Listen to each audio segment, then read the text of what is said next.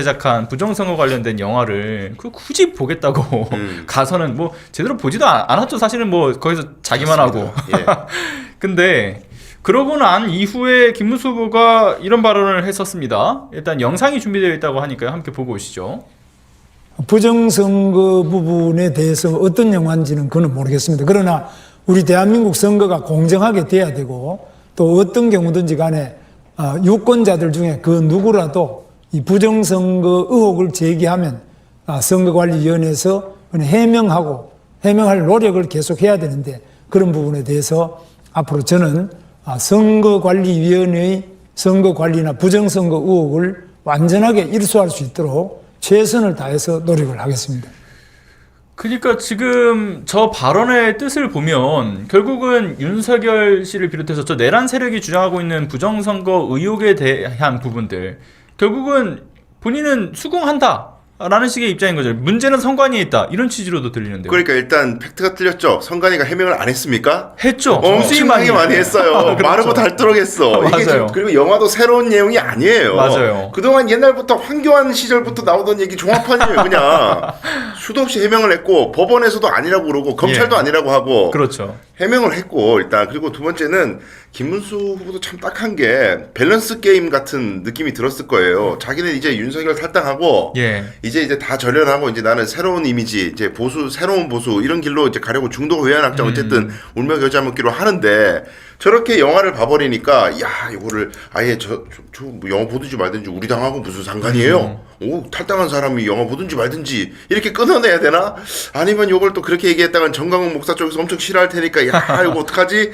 재고재다가 중간이라고 말한 게 저거예요 지금.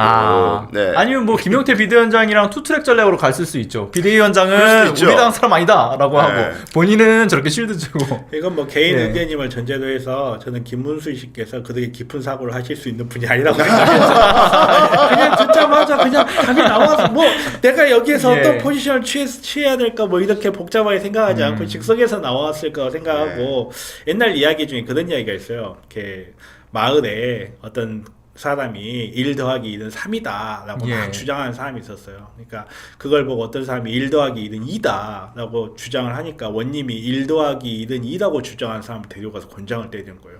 아니, 왜 저를 곤장을 때리십니까? 하니까 원님이 뭐라고 하냐면 말 같지도 않은 소리 계속 듣고 있지만 그 말 같지도 않은 말이 진실처럼 왜곡된다. 이런 이야기가 있거든요.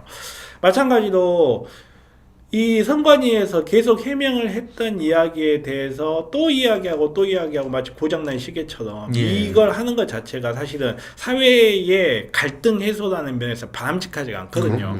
나사에서 달에 정말 인간이 갔냐? 라고 질문하는 사람들, 지구가 평평하냐 동그라냐 질문하는 사람들이 있다고 해서 그때마다 답변하지 않아요. 거기에 대해서 오히려 권위 있는 기관들이 일일이 대응을 해주면 사회 갈등이 오히려 증폭되는 부분들이 있기 때문에 물론 국민적인 질문이 있다면 거기에 대해서 답변을 분명히 해야죠. 근데 답변을 안 한 게 아니잖아요. 예를 들어서 수개표만 하더라도 이미 수차례 우리 수개표 한다고 라고 이야기를 했는데도 전자개표는 하면 안 됩니다. 아니 그러니까 우리 수개표 한다고 그거를 모든 걸 다 무시하고 지금 이렇게 부정선거를 주장하는 게 적절하지도 않을 뿐만 아니라 이제 뭐 사실 여러 가지 루트에서 사실 이제 부정선거를 어디서부터 어디까지 부정선거라고 해야 될 것이냐라는 부분을 좀 생각해 볼 필요가 있어요. 지금 이들이 주장하는 부정선거는 사실은 개표 부정이죠. 그렇죠. 사실 오히려 어떻게 보면 가짜 뉴스를 퍼날르고 검찰과 이런 사법기관을 이용해서 이 법적 절차를 통해서 선거에 개입을 하고 그리고 우리가 기억을 불과 몇 년 전으로만 되돌려도 터널 디도스 누가 했어요? 서울시 선거 안내하는데 거기에 디도스 공작 누가 했어요? 오히려 부정선거라는 프레임은 우리가 해도 부족할 판인데 자기네들이 개표 부정이라는 정말 턱도 없는 이 주제를 가지고 와서 고장난 시계처럼 계속 떠드는 게 제가 봤을 때는 너무 이상하고 답답합니다. 이게 김문수 후보는 그게 있어요. 자기가 정치인으로서 이제 10년 동안 야인으로 지냈잖아요. 예. 10년 동안 야인 지내면서 사실 재계하기도 어려울 사람이 있었는데 네. 신락 같은 한 줄기 자기 세력이 대준 게 정강훈 자유통일당이고 본인이 그렇죠. 초대 대표였잖아요. 그렇죠. 근데 이제 자유통일당 입장에서는 당신 그냥 쓰러져갈 사람이었는데 우리가 세워주고 우리가 끌고 가줘서 고용부 노동부 장관도 되고 윤석열하고 연결도 되고 그러다가 대권 후보까지 되지 않았냐. 예.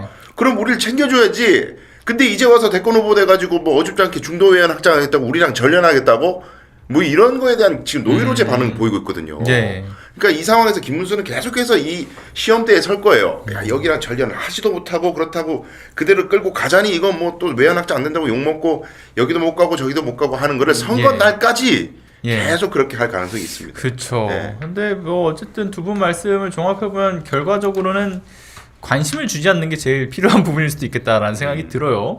근데 참 요 부정선거와 관련된 이슈 지난 왜 보면 황교안 씨 같은 경우는 네. 이제는 호처럼 붙었잖아요. 부정 황교안이라고. 네. 근데 저는 그 호가 마음에 들었던 거 아닌가 싶은데 김문수 후보 같은 경우도 제가 봤을 때 대선이 끝난 이후에도 부정선거에 대한 거는 그래도 강조하지 않을까라는 할 생각도 좀 겁니다. 들거든요. 네. 계속 하겠죠. 예. 네. 자기네들이 다음번에 자기네들이 집권을 하기 위해서도 할 수 있는 게 부정선거 이런 걸 논란을 하고 다음에 이제 정권이 바뀌게 된 그 정권에 대한 끊임없는 모해 그리고 사람들에게 실망을 유도하는 방식 이런 방식으로만 자기네들이 정권을 이렇게 되찾을 수 있을 거라고 생각을 하고 부정선거 네. 논란 뒤에 또 우리가 잊어서는 안 되는 게 이 정치 세력이 어떤 세력인지를 보여주는 게 사실 부정선거에 대한 이야기예요.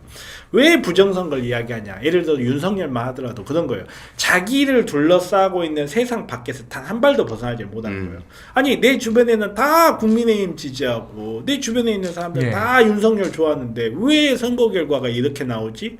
이걸 받아들이지를 못하는 거예요. 자기 밖에 있는 정말 민생이라든지 진짜 우리 사회를 구성하고 있는 사람들 대부분이 자기들에 대한 물론 좋아하는 사람도 있겠죠. 근데 거기에 대해서 반발하는 사람들도 있고 도저히 인정하지 못하는 사람들도 있지만 그 바깥을 한 발짝도 나가지 않는 거예요. 자기가 구축하고 있는 세력 바깥을 보지를 못하다 보니까 계속 부정선거 자기를 둘러싸고 있는 시뮬레이션 속에 살고 있는 거죠. 가상현실에 살고 있는 거죠. 그렇죠. 지금이 사실 대선 시기다 보니까 여러모로 본인들이 가지고 있는 가치와 철학에 대한 부분 그리고 미래 비전에 대한 부분들을 설명해야 되는데 그런 거는 온데간데 없이 부정선거 논란만 강조되고 있는 부분이라든가 갑자기 뜬금없이 배우자 토론이라는 허무맹랑한 소리가 등장을 한다든가 저거 말고는 할 수 있는 게 없구나. 근데 저런 이야기들이 오고 가는 걸 보면 크게 본인들은 대선에 관심이 없는 것 같다는 생각도 들고요. 그렇죠. 그러니까 결국 이 대선이라고 하는 시기를 이용해서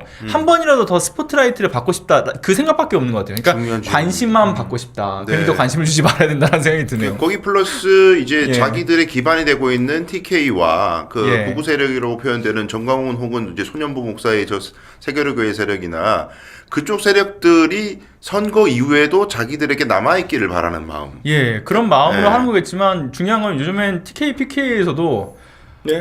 이런 한숨소리만 늘어난다고 하지 않습니까? 근데 이제 제가 대구에서 왔기 때문에 아직까지도 대구는 예. 부정선거론에 대한 우호적 반응이 많아요. 아, 그래요? 네, 우호적 반응이 심각하네요. 많고 왜냐하면 이 부정선거론의 본산이 대구라고 봐도 무방해요. 예. 황교안이 예전에 이제 총선을 완전 떨어먹고 나서 예. 그때 폭삭 망했을 때 인지 부조하고 온 사람들이 대구 쪽 사람들이란 말이에요. 아, 왜냐하면 대구 쪽 사람들은 내 주변 사람들은 다 부정당인데 예. 아니 어떻게 선거가 이럴 수가 있어? 우리 예. 빼고는 싹 다 저쪽이네? 이건 뭔가 부정이야. 그렇죠. 이런 의심을 마음속에 품고 있는데 누가 거기에다가 싹 긁어준 거예요, 그걸. 예. 우리가 근거를 제시해 줄게. 그래서 야, 봐봐. 어떻게 63대 36으로 다 똑같냐? 이거 조작 아니고 어떻게 설명이 돼? 이거 왜 그런 줄 알아? 사전 투표지를 위조한 거야. 만들어낸 거야. 불육이 해킹해가지고 막 표를 갖다가 개표를 조작한 거야. 이러니까 이렇게 되는 거예요. 근데 그 원류가 민경우 의원으로 필두되는 예. 전 의원으로 필두되는 그런 사람들이 주장했다가 대구에서조차 약간 불우한 이웃으로 약간 그래도 소외되는 사람이었단 말이에요. 네. 잊혀져 갔거든요.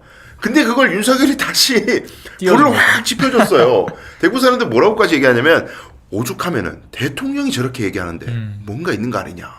아, 네, 그냥 전 의원이 아니라 대통령이 저러는데 야 이게 미치는 거예요 이게. 그럼 어떻습니까? 그게 파면된 이후의 그 분위기라고 해야 될까? 그러니까 이제 어쨌든 대선이 들어간 상황이고, 그리고 앞서 뭐 부정선거에 대한 부분도 힘을 좀 많이 잃어가고 있는 상황인데 여전히 그런 목소리들이 있다고는 하지만 네. 적어도 그 이전과 지금의 지역 분위기가 조금은 좀 변화가 있지 않을까라는 나름의 희망이 있는데 희망은 어떻습니까? 분명히 있죠. 이제 특히 저는 주목하는 것이 20대 30